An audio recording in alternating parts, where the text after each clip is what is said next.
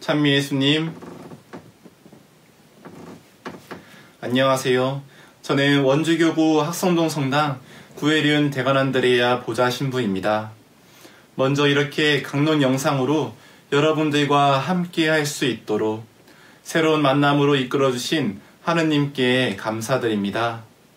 그리고 코로나 사태가 얼른 종식되어 여러분들과 함께 성당 안에서 마음 모아 미사를 드릴 수 있는 그날이 빨리 찾아오기를 여러분들과 함께 기도하겠습니다. 강론을 시작하기에 앞서 얼마 전 저에게 있었던 일을 나누고자 합니다. 오전에 사제관에서 미사를 마치고 이제 신소재 강론을 써야지 하면서 책상에 앉았을 때의 일입니다. 강론을 쓰려고 책상에 앉았지만 어느 순간 제 몸은 딴짓을 하고 있었습니다. 당연히 강론 준비에 집중을 하지 못했죠. 그러던 중 갑자기 TV와 인터넷이 끊어졌습니다. 순간 당황했고 혼자 조치를 취해봤지만 인터넷은 들어오지 않았습니다. 알고 보니 본당에서 공사를 하던 포크레인이 제 인터넷선을 건드린 것입니다. 저는 TV와 인터넷이 안 된다는 생각에 답답했습니다. 그러다가 문득 내가 얼마나 인터넷으로 딴짓을 많이 했으면 예수님께서 내 인터넷선을 끊어버리셨을까 라는 생각이 들었습니다. 예수님은 제가 당신에게 더욱 집중하기를 원하셨던 것 같습니다. 이러한 갑작스러운 사건을 통해 저에게 예수님이 찾아온 것입니다.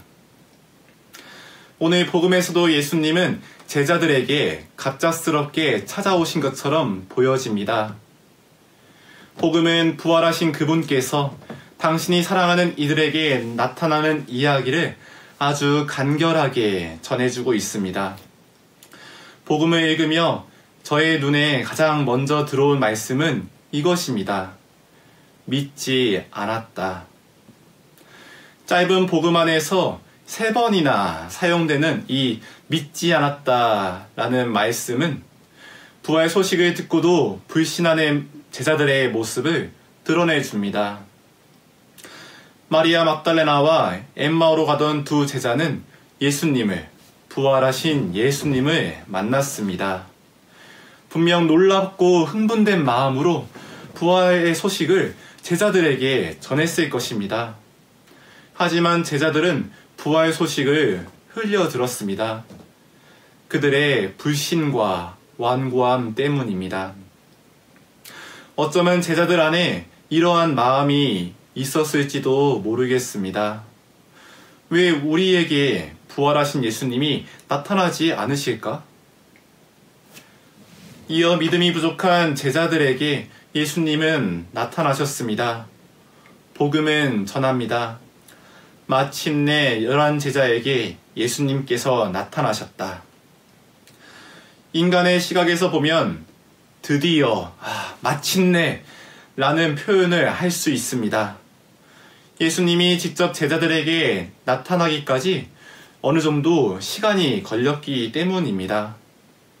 하지만 예수님의 시선에서는 조금 다르게 다가옵니다. 바로 마침내 제자들을 찾아오신 것이 아닌 그분이 먼저 찾아오신 것이기 때문입니다. 사실 예수님은 제자들에게 직접 나타나시기 이전부터 제자들에게 다가가셨습니다. 부활 소식을 직접 전한 마리아 막달레나와 엠마오의 두 제자를 통해서 말이죠. 하지만 부활 소식을 접한 11제자는 움직이지 않았습니다. 숨어 있었습니다. 그리고 부활하신 예수님을 직접 찾아 나서지 않았습니다. 예수님은 제자들의 이러한 마음을 이미 잘 알고 계셨습니다. 그래서 예수님은 제자들을 먼저 찾아 나서시는 것입니다. 이는 오늘 복음 마지막에 그분의 말씀 안에서 드러난 복음 선포의 사명을 그분이 몸소 실천하고 계시는 것입니다. 너희는 온 세상에 가서 모든 피조물에게 복음을 선포하여라. 그런데 왜 예수님은 제자들을 먼저 찾아 나서신 것일까요? 가만히 있으면서 쟤들이 언제 정신이 차리나, 언제 내 부활의 소식을 믿고 나를 찾아올 것인가 하는 생각으로 기다릴 수도 있었을 텐데 그분은 먼저 찾아 나서십니다. 이는 바로 사랑하셨기 때문입니다. 어떤 사람을 좋아하는 마음, 사랑하는 마음이 크면 내가 먼저 찾아가서 만나고 싶어집니다. 예수님도 이와 같습니다. 예수님은 제자들을 사랑하셨습니다. 이러한 마음은 요한복음 최후의 만찬 때 복음 말씀을 통해 더욱 드러납니다. 그분께서는 이 세상에서 사랑하신 당신의 사람들을 끝까지 사랑하셨다. 사랑하는 형제, 자매 여러분, 예수님께서는 제자들에게 그러했듯 우리 한 명 한 명을 먼저 찾아와 주십니다.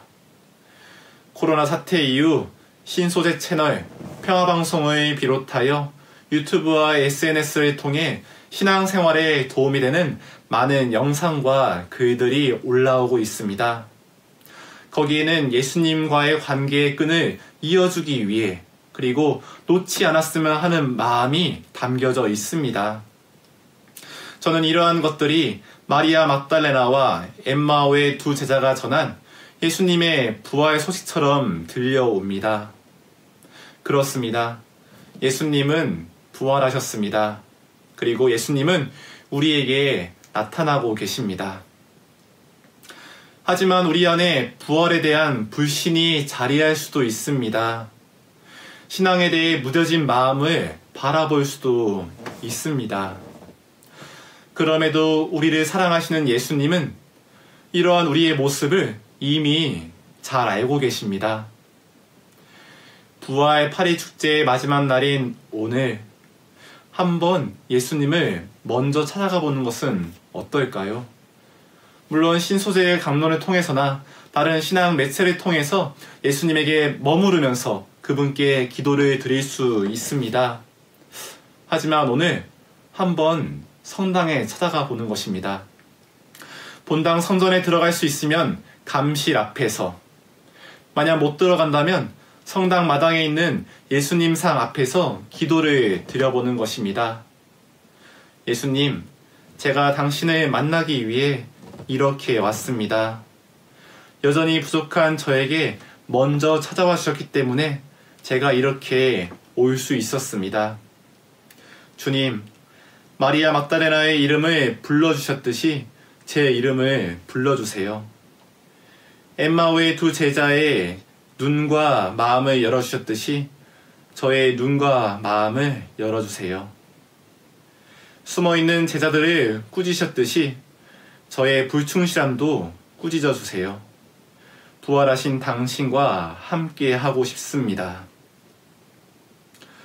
부활하신 주님에게 먼저 다가가는, 그리고 부활 소식을 이웃들에게 전하는 거룩한 오늘 하루 보내시기를 바랍니다.